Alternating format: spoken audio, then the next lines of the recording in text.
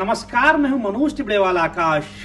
एक मुलाकात में आज हमारे साथ हैं बेहद खास मेहमान, देश की सर्वाधिक प्रतिष्ठित मानी जाने वाली भारतीय प्रशासनिक सेवा के 2014 बैच के टॉपर गौरव अग्रवाल जी। 15 अगस्त 1984 को राजस्थान के भरतपुर जिले में जन्मे गौरव की प्रारंभिक शिक्षा जयपुर में हुई। फिर इन्होंने आईआईटी कानपुर से बीटेक और आईआईएम लखनऊ से एमबीए किया। आईआईएम लखनऊ से गोल्ड मेडलिस्ट गौरव को पढ़ाई के तुरंत बाद हांगकांग में एक मल्टीनेशनल कंपनी में इन्वेस्टमेंट बैंकर की नौकरी मिल गई, लेकिन इनके मन में कुछ अलग करने का सपना कौंध रहा था। यही कारण है कि गौरव ने विदेश की नौकरी छोड़कर अपनी जड़ों की तरफ वापस लौटने का मन बनाया। भारत लौटने के बाद गौरव सिविल सर्विसेज की परीक्षा की तैयारियों में जुट गए और फिर पहली बार में ही देश भर में 244वां रैंक हासिल कर 2013 बैच के आईपीएस भी बन गए। लेकिन शायद गौरव इतने से संतुष्ट नहीं थे, सो एक बार फिर ये भारतीय प्रशासनिक सेवा की परीक्षा में बैठे और देश भर में पहला स्थान हासिल किया। न सिर्फ ये आईएएस टॉपर बने, बल्कि अपने माता पिता का सीना गर्व से चौड़ा कर डाला। वर्तमान में आईपीएस की ट्रेनिंग कर रहे गौरव का विवाह अभी इसी 4 जून को हुआ है। इनकी पत्नी डॉक्टर प्रीति अग्रवाल मेडिकल में पीजी कर रही हैं। आज हम गौरव अग्रवाल से इनकी कामयाबी की कहानी और भविष्य की योजनाओं पर विस्तार से बातचीत करेंगे। गौरव, आपका बहुत बहुत स्वागत है दूरदर्शन की हमारी इस खास पड़ताल एक मुलाकात में। धन्यवाद सर। बहुत बहुत आपको बधाई भी कि आपने देश भर में पहली पोजीशन हासिल की। Thank you. क्या आपके शब्दकोश में संतुष्टि नाम का कोई स्थान नहीं है, कोई जगह नहीं है? देखिए, ज़िंदगी इतनी बड़ी होती है, इतनी लंबी होती है कि यदि संतुष्ट होकर हम एक जगह बैठ गए तो फिर आगे नहीं बढ़ पाएंगे। तो वैसे संतुष्टि के मैं 2 मतलब समझता हूँ। एक तो ये कि संतुष्टि का मतलब स्टैग्नेशन, वो कभी नहीं होना चाहिए, वो मेरे अंदर कभी नहीं है।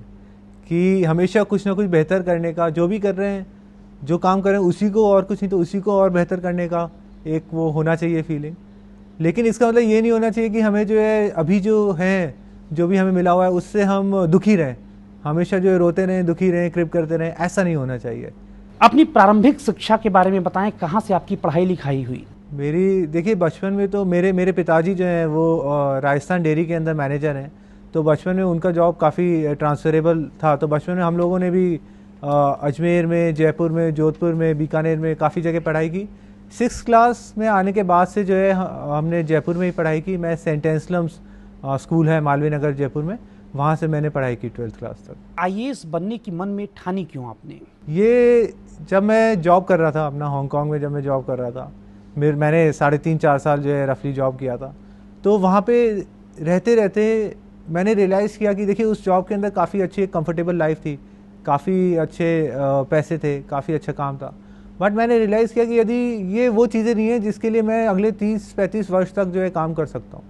अगले 30-35 वर्ष तक यदि मेरे को काम करना है तो मुझे एक लार्जर मोटिवेशन चाहिए था, एक लार्जर मीनिंग चाहिए था। वो मोटिवेशन जो है मुझे इस सिविल सर्विसेज आईएएस के जॉब में दिखता है। क्योंकि ये जॉब जो है बाकी सारे के सारे कॉर्पोरेट जॉब्स जो होते हैं, कितने भी अच्छे जॉब्स हैं, उन सबसे एकदम अलग हटके है। क्योंकि यहाँ पे जो है हम ऑफिस में ना बैठे रहते हैं, हम आम जन के बीच में जाते हैं और वहाँ पर जो है उनकी समस्याओं को देखते हैं, उनकी समस्याओं का निवारण करने की कोशिश करते हैं। तो वहाँ से जो सीख मिलती है, वहाँ से जो समझ मिलती है, वो और किसी भी जॉब में नहीं है। इस वजह से ये काफ़ी डायनेमिक है, काफ़ी चैलेंजिंग है। तो अब आईएएस के रूप में ही देश सेवा करने का इरादा रखते हैं या फिर किसी और फील्ड में भी अपना हाथ आजमा सकते हैं? प्राइमरी रूप से तो आईएएस के रूप में ही मैं देश सेवा करूँगा, लेकिन साथ में इसका मतलब ये नहीं है कि मैं बाकी अपना सेल्फ डेवलपमेंट रोक दूँ। आईएएस ये तो मेन नौकरी है, इसमें जो है मेन चीज़ें जो करनी है वो करते रहेंगे। साथ में मेरा जैसे एकेडमिक बेंट ऑफ माइंड भी है काफ़ी। तो आज से 10-15 साल बाद जब मेरा काफ़ी फील्ड में एक्सपीरियंस हो जाएगा, उस बेसिस पे मैं फिर एक पीएचडी भी करना चाहूँगा इकोनॉमिक्स में। मैं जो है अपने जो कॉलेजेस होते हैं उनके अंदर जो यंगस्टर्स होते हैं, जाके उनसे बातचीत करना चाहूँगा, उन्हें जो है जितना भी इंस्पायर कर सका वो करना चाहूँगा। तो मैं एक अपना एकेडमिक टच जो है वो कभी नहीं खो। क्या मानते हैं कि आईएएस बनने के बाद आपने अपनी मंजिल को पा लिया है या फिर आपकी जो असली मंजिल है उसकी ये शुरुआत भर है? देखिए, ये तो मात्र एक पड़ाव है। एक इम्पॉर्टेंट पड़ाव, नो डाउट, मगर ये सिर्फ एक पड़ाव है। यहाँ से जो है एक प्लेटफॉर्म मिला है जिससे कि आगे जाके जो है कुछ कर सकते हैं, अगले 30 वर्षों में 35 वर्षों में जो है कुछ कर सकते हैं, कुछ मीनिंगफुल कर सकते हैं, देश के लिए कुछ योगदान दे सकते हैं। आईएएस की परीक्षा के लिए किस तरह की आपने कोचिंग ली? मैं आपसे यही कहना चाहूँगा कि कोचिंग्स चाहे कितनी भी अच्छी हो, वो सिर्फ एक बेस तैयार करती हैं, उससे ज़्यादा कुछ नहीं कर सकती हैं। यदि आप सिर्फ कोचिंग्स के भरोसे रहेंगे तो आप उसे लिखवा के ले लीजिए, एग्जाम के अंदर जो मेंस एग्जाम है उसके अंदर आप 50 नंबर से ज़्यादा के सवाल अटेम्प्ट नहीं कर पाएंगे किसी भी पेपर में। अक्सर परीक्षार्थी, उनके मन में एक धारणा सी बन गई है कि बिना कोचिंग के वे आईएएस के एग्जाम में सफल नहीं हो सकते। ये एकदम गलत धारणा है। इनफैक्ट मैं तो ये कहूँगा, यदि आप कोचिंग के भरोसे रहेंगे तो आप आईएएस के एग्जाम में कभी भी सफल नहीं हो सकते। कोचिंग आपके सिर्फ एक बेस तैयार करेगी, वो बेस आप खुद पढ़ के भी तैयार कर सकते हैं और ज़्यादा फास्ट समय में तैयार कर सकते हैं। जो चीज़ कोचिंग 6 महीने में पढ़ाता है, आप खुद पढ़ें तो वो 2 महीने में पढ़ सकते हैं। लेकिन जो एक गाइडेंस की बात होती है कि कैसे फॉर्म भरें, फिर कैसे प्री मेन इंटरव्यू होगा, उसके लिए जो आम नौजवान हैं, आम छात्र छात्राएं हैं, उसको क्या करना चाहिए उनको? गाइडेंस इसमें काफ़ी इंपॉर्टेंट होती है, क्योंकि ये भाई आदमी तब पढ़ेगा जब उसे पता होगा कि क्या पढ़ना है। तो यहीं पे जो है हम जैसे लोगों का रोल आता है, या फिर और जो सेलेक्टिव लोग हैं उनका रोल आता है कि वो जो है जो नए जो एस्पिरेंट्स हैं जो अभी भी तैयारी कर रहे हैं उनको गाइड करें। तो ये काम होता है, और मेरे ख्याल से यहीं पर जो है हमें और ज़्यादा कंट्रीब्यूट जो है करना चाहिए। आप प्रतिदिन औसतन कितने घंटे पढ़ते थे? देखिए, मेरा जो फर्स्ट अटैम्प्ट था उसमें मैं 10-12 घंटे पढ़ने की कोशिश करता था रोज़, और जो मेरा ये सेकंड अटैम्प्ट था उसमें मैं 6 से 8 घंटे पढ़ने की कोशिश करता था। लेकिन ये काफ़ी पर्सनल होता है, हर किसी की पर्सनल कैपेसिटी होती है, एक पर्सनल फोकस होता है, तो उसके बेसिस पे ही होता है। ये कोई ऐसे आपका गोल्ड स्टैंडर्ड नहीं होता कि जो है आप इतने घंटे पढ़ें इतने घंटे ना पढ़ें, ये पर्सनल चीज़ है। एकाग्रता को आप कितना आवश्यक मानते हैं तैयारी के दौरान? बहुत आवश्यक। इनफैक्ट यदि आपकी एकाग्रता नहीं है तो ये तो एक तरह से आपकी चीटिंग करने की वाली बात है कि आप स्वयं से चीटिंग कर रहे हैं। ठीक है, तो एकाग्रता तो होनी चाहिए, पढ़ते समय भी होनी चाहिए, आप जब एग्ज़ाम लिख रहे हैं तभी भी एकदम एकाग्रता होनी चाहिए, वरना दिमाग में कुछ और चल रहा है, लिख कुछ और रहे हैं, तो आप प्रीलिम्स में तो गलती करेंगे, मेंस में भी कुछ और लिखाएंगे। तो एकाग्रता तो बहुत ज़रूरी है। तैयारी के दौरान जब कभी आपकी एकाग्रता भंग होती थी तो क्या कुछ आप करते थे? मैं शाम के टाइम पे रोज़ दौड़ने जाता था, तो मैं रोज़ाना जो है 2.5-3 किलोमीटर दौड़ता था। तो उससे क्या है कि एक लॉन्ग डिस्टेंस रनिंग से और शाम के टाइम पे दौड़ने से एक माइंड रिफ्रेश हो जाता है। अब हम कोई मशीन तो है नहीं कि 24 घंटे 7 दिन पढ़ सके, तो माइंड का रिफ्रेशमेंट जो है काफ़ी ज़रूरी होता है। मेरे जो परिवार वाले थे, मैं उनसे बातचीत करता रहता था। मेरी एक छोटी सी भांजी है, चिया उसका नाम है, मैं उसके साथ खेलता रहता था। तो ये सब माइंड को यदि प्रॉपरली रिफ्रेश रखेंगे तो फिर जब पढ़ने का समय होगा उस समय प्रॉपर जो है पूरी एकाग्रता बनी रहेगी। आप अच्छे से सोइए, अच्छे से खाना खाइए, आप जो है अच्छे एक माहौल में पढ़िए, तो ये सब चीज़ों की वजह से आप माइंड को प्रॉपर रिफ्रेश कीजिए तो अपने आप एक। गौरव, एक और धारणा जो परीक्षार्थी हैं उनके मन में रहती है कि जो बचपन से बहुत तेज होगा पढ़ाई में वही आईएएस बन सकता है, सिविल सर्विसेज के एग्जाम में सफल हो सकता है। क्या यह सही है? ये मेरे ख्याल से तो बिल्कुल सही नहीं है, क्योंकि बचपन से आपने क्या किया है वो इस परीक्षा में मैटर नहीं करता है। मैटर ये करता है कि आप इस परीक्षा के लिए क्या कर रहे हैं। तो इस परीक्षा में जो मेहनत करेगा वो इस परीक्षा में सफल होगा, और जो नहीं करेगा बचपन से वो कितना भी अच्छा रहा हो। मैं बहुत मेरे फ्रेंड्स हैं कुछ जो काफ़ी ब्रिलियंट रहे मगर इस परीक्षा में जो है मेहनत नहीं कर पाए तो उनका नहीं हुआ। तो मैटर यही करता है आप इस परीक्षा में कितनी मेहनत करते हैं। हमारे इस कार्यक्रम एक मुलाकात के सबसे ज़्यादा दर्शक युवा वर्ग के हैं। पिछले कई सालों से मैं आईएएस टॉपर्स का इंटरव्यू भी कर रहा हूं। जो इस समय प्रोग्राम लड़के लड़कियां देख रहे हैं जो आईएएस की तैयारी करना चाहते हैं सिविल सर्विस एग्जाम की, उनको आप क्या सलाह देंगे सफल होने के लिए? सेल्फ बिलीफ रखना चाहिए, एक आशा रखनी चाहिए, क्योंकि क्या होता है कि ज़िंदगी में ऊंचे और नीचे तो दोनों फेजेस आते ही हैं। हम सक्सेसफुल भी होंगे तो हम फेल भी ज़रूर होंगे। तो फेलियर्स में ये है कि अपना सेल्फ बिलीफ नहीं खोना चाहिए, आगे बढ़ते रहने का प्रयत्न करते रहना चाहिए, क्योंकि यदि हम वहाँ पर बैठ गए तो फिर कभी हम आगे बढ़ ही नहीं पाएंगे, कभी जो है फिर दोबारा सक्सेस देख ही नहीं पाएंगे। और दूसरी चीज़ जो मैं कहना चाहता हूँ वो ये कि हमें करेजियस होना चाहिए, हमारे अंदर करेज होनी चाहिए, और सबसे बड़ी करेज ये होनी चाहिए कि हम हमारी जो गलतियाँ हैं, जो हमारी वीकनेसेस हैं, उनको एक्सेप्ट करें। क्योंकि नॉर्मली हमारे अंदर ये टेंडेंसी होती है हम अपनी गलतियों को एक्सेप्ट नहीं करते, उन्हें नेगेट करते रहते हैं, उन्हें दूसरे के ऊपर थोपते रहते हैं, किस्मत के ऊपर थोप देंगे, भगवान के ऊपर, किसी भी चीज़ के ऊपर थोपते रहेंगे। मगर हमारी जो गलतियाँ हैं हम उन्हें एक्सेप्ट करें, क्योंकि तब एक्सेप्ट करेंगे तभी हम उनको इम्प्रूव कर सकते हैं और तभी हम जो है आगे बढ़ सकते हैं। करंट अफेयर्स की जानकारी कितना महत्वपूर्ण होती है इस एग्ज़ाम के लिए? बहुत महत्वपूर्ण होती है। बिना उस जानकारी के तो आप इस एग्ज़ाम को देने की सोच भी नहीं सकते। और जिस तरह से पिछले 3-4 सालों में जो परीक्षा का ट्रेंड जो चेंज हो रहा है, करंट अफेयर्स का वेटेज और बढ़ता जा रहा है। बदलते दौर में इंटरनेट का युग आ गया है, सोशल मीडिया का आ गया है, इसको भी आप किस तरह देखते हैं इस परीक्षा की तैयारियों से जुड़? देखिए, ये इंटरनेट और सोशल मीडिया दोनों ही बहुत ज़्यादा इंपॉर्टेंट है आज की डेट में इस परीक्षा की तैयारी के लिए।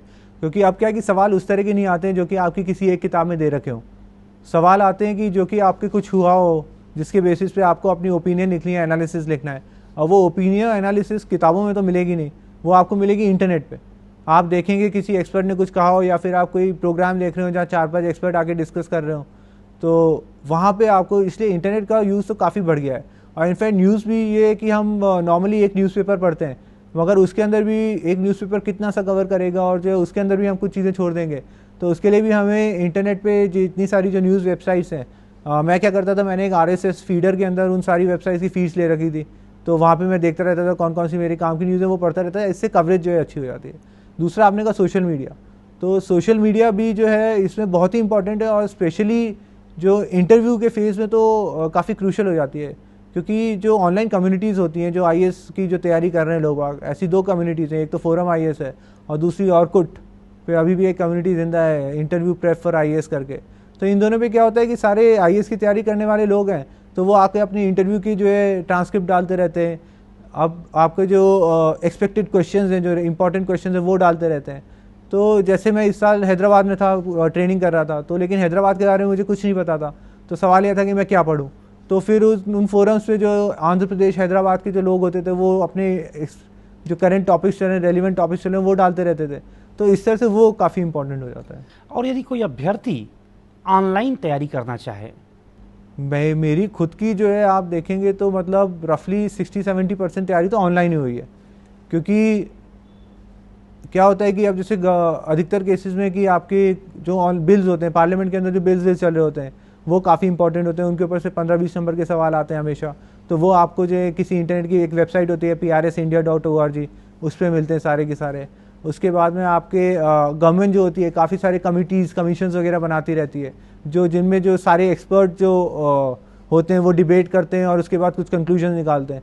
तो वो काफ़ी इंपॉर्टेंट होते हैं। जैसे कि आपका एडमिनिस्ट्रेटिव रिफॉर्म कमीशन है, उसकी वेबसाइट हुई, आपकी जो पुंची कमीशन की रिपोर्ट्स हुई, तो ये सारी रिपोर्ट्स काफ़ी इंपॉर्टेंट होती हैं। आपकी प्लानिंग कमीशन की वेबसाइट पे आपका 12th 5-year प्लान आया है।